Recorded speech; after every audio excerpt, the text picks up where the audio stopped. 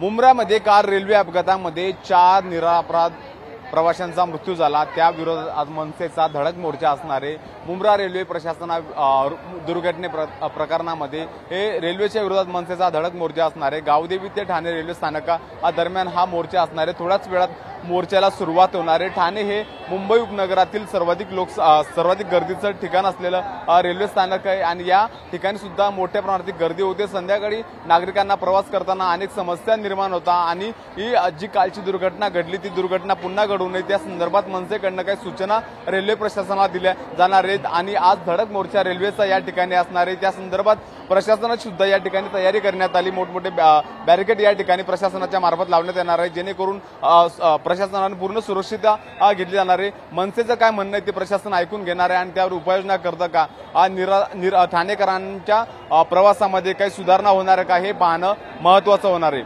Camera person नागनाथसह Mihira Dhakane, TV9 Marathi, Thane.